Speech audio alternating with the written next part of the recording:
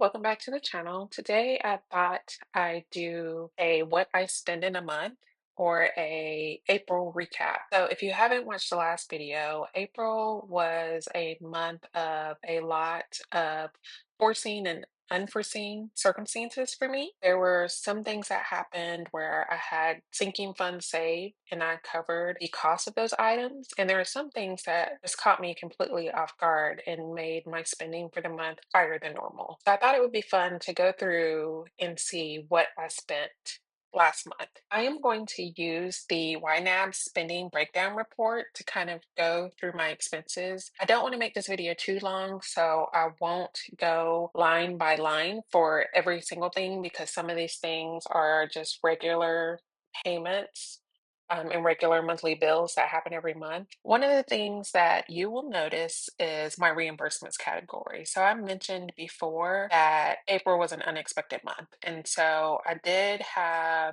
a accident with my car and there were a lot of unforeseen expenses with that. For my reimbursements category, normally what I do or what I typically use this category for is if I pay for something and someone pays me back. And typically those things happen within the same month, but for the month of April, it didn't happen in the same month. And I had to cover it from other categories. So I pulled money out of some of my Christmas, Thanksgiving, and some other sinking funds to cover this. If you want to know what those specific categories were, you can check that out in my last video. But almost $3,000 in unexpected expenses. The second highest thing was my 6-month auto insurance renewal. So by paying it 6 months at a time with my insurance company, you can save about $200 to $300 in fees. If you pay it month by month, you're just paying more over that same amount of time. And so I figure it would be helpful to just pay one lump sum every 6 months. I had mentally prepared for this, but I thought it was going to be a lot less. So I initially estimated that my insurance would be around $1,300, $1,400 at renewal, and it was not that. And so I went ahead and paid for 6 months of premium, and that cost me about $2,500. The thing about this is that this amount does not sit well with me. And so what I do oftentimes once my insurance rates start to increase is I shop around. So I will be looking at some of the other major insurance carriers like Geico, Nationwide, Allstate, and I'll be getting quotes to see if I can get a better rate with other carriers. The next category is my emotional support category. It's my hobbies. I assign each month $300 to this category, but I also inflow money directly into this category. If I sell something on eBay and Mercari, I've made a lot of sales this month, but I did have one item that I shipped off that was like $300 where the buyer asked if they could return it just because they wanted to return it. I really think they found the same item at a lower price somewhere else and then just wanted their money back. And so I did allow them to do that. I had initially counted that money as income and I had to take it back out. And so it caused this to be higher than it needed to be for the month. The last category that I'm going to touch on is vacation. So this, I believe, is the last unexpected expense that's very high. But this was planned spending. So that was $600, but this was $600 in expected spending, and it probably would have been more money spent had I not gotten into the car accident that same week.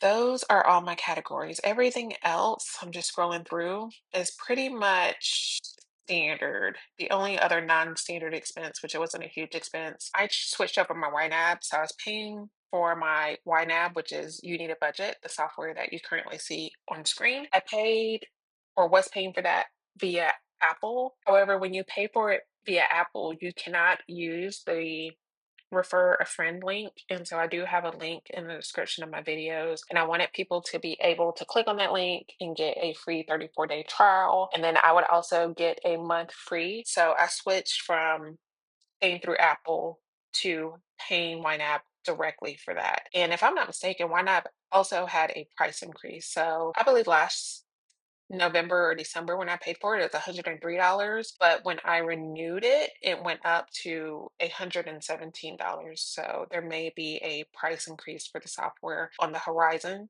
I do pay for this subscription annually. However, there is an option to pay a monthly fee. Like if you're still testing the waters and you're not sure about it and you want to be able to pay for it month by month, you can do that. But also if you pay for the year and then you decide that you no longer need the software or you found something better, YNAB is really good about refunding you the difference. The next thing I wanted to look at is to see how my spending in April compared to my spending earlier this year. So I'm just going to start with January and end with April. You can see based on my spending trends, right, that April has almost doubled the amount of money.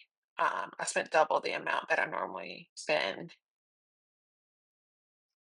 which my bills are a little bit higher, I guess, from the car insurance and other areas. And I'm guessing the reimbursement is in this miscellaneous category because that amount seems to match. I also like to use the software to monitor or look at my net worth. So let's take a look there. So just looking at January where my debts were high, my assets were low, and I kind of had a negative net worth, which my net worth was supposed to or was scheduled to increase by I think January 1st, but I can't remember what happened. Maybe it was um something changed or something happened. I believe what happened was we bought a 4K TV for the family room upstairs, and so I didn't save as much money as I normally would have saved.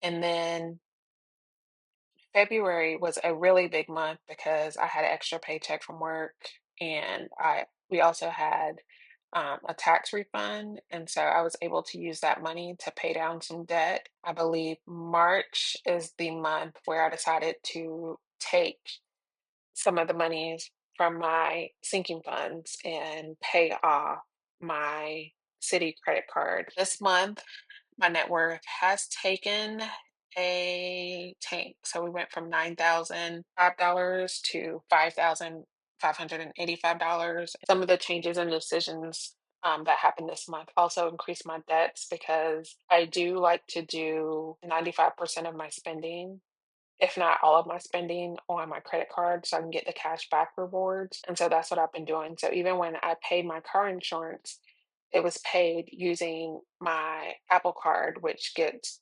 2% or 1% cash back depending on the transaction. So I will have to pay that off this month. So that's why my net worth is what it is. This is what I spent in the month of April. What did you spend? How was your April? I hope your April was better than mine. I think life happens, and that's the good thing about having a budget. I'm just thankful for the software and the peace of mind that comes along with it. Even though it doesn't fix everything, it's just one less thing in life you have to worry about. Well, that's it for this video. If you have any questions, feel free to leave them in the comments below. And don't forget to like and subscribe. Catch you next time.